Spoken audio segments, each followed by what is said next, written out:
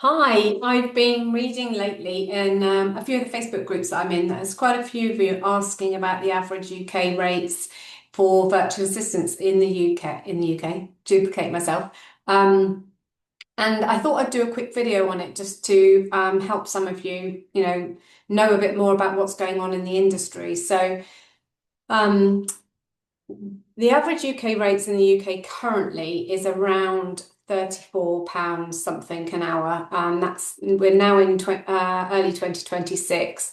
The Society of Virtual Assistants do an annual survey, and I think we're due to have another one out quite soon. But currently, from the last survey, the average rate was around £34 an hour.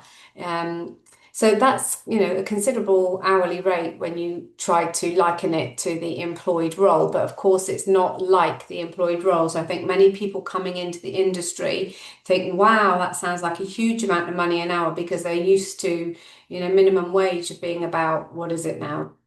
15-ish pounds, let's say. And so many people come into the VA industry thinking that if they're getting anything more than £15 an hour, they're doing really well. And I can see why we come in with that employee, what we call an employee mindset, because that's where we've come from. That's what we've always known. So we don't know any different than to think about that hourly rate. But of course, it's not apples for apples. It's not the same. It's not alike. There's many things that you've got to think about inside your own business that you need to take into consideration when you're setting your hourly rate. So often we think we've got to think about all of the non-billable hours, what we call non-billable hours, and that is things like doing your own accounts, doing your marketing, doing sales calls, onboarding, sorting out all the contracts, all of the things that it takes to run a business in the background are time that's taken up in that you can't sell client work, and we call it non-billable hours. But you absolutely need to factor this in. These things need to happen so that there is a percentage of time that you're not going to be able to charge for. So we need to take that into consideration when we're setting our hourly rate. Added to which, of course, there's a lot of softwares that we subscribe to and pay for, and our things like our insurance and our ICO registration, and then of course things like pension provision, national insurance, paying your own tax. All of these things are other things that we've got to consider when we're setting our hourly rate. So you start to see why, charging around £30 an hour is absolutely right and fair. So according to the survey last year, I think the differences were some people were charging as little as £14 an hour, and others were right up to the other end of the scale at £86 an hour. This is for virtual assistants specifically, not online business managers.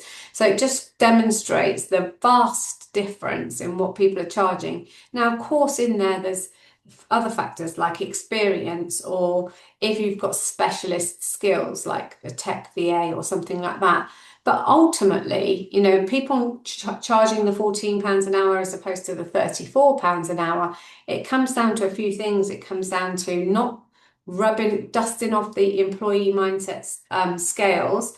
It comes down to lack of confidence or belief in themselves. And I see that every single day. No judgment here. I've absolutely been there. But, that's another reason why we tend to charge low. Another reason is that we don't really like talking about money, especially if you're British and female. We don't like to sort of talk about money. So we say something that sounds favourable so that it lands well with the person who we're saying it to. And also maybe there's an element of desperation, and I can get that as well, especially when you're starting out. You want to win those clients, and so you don't want to risk the price being something that puts them off. But also there's things like maybe you've not been positioning yourself well, maybe you haven't got feel like you haven't got the experience. And that's another thing I see a lot of as well. People who have been in employed roles, they've got all of those years of experience being employed. And of course, they're completely transferable to being a virtual assistant.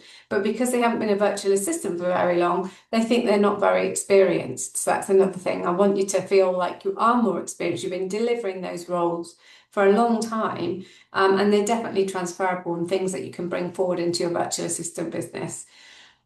So I really want you to think seriously about what you set your VA rate at when you first start out. And if you can't say £34 an hour, I understand, but at least I don't want it to be in the teens. I want you to be in the high 20s at the very least when you start out.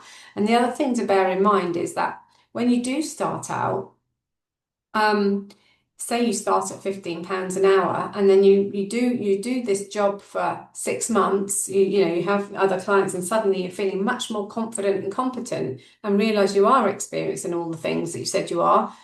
It's going to be very hard to move that £15 an hour up to £30 an hour. That's a huge jump when you're doubling it. So that's another thing to bear in mind. When you set your prices low, you have to bring it up incrementally then, and it's very difficult to do that. So please give it some proper thought about how you're going to set your rates. Take your business seriously. Consider the non-billable hours as well. And I want you to think that you've got a professional business. This is what you're doing. You're setting up a professional business. You are a professional person. And so I want you to have your rates reflect that. I hope that's helpful. I'll see you again. Take care and bye for now.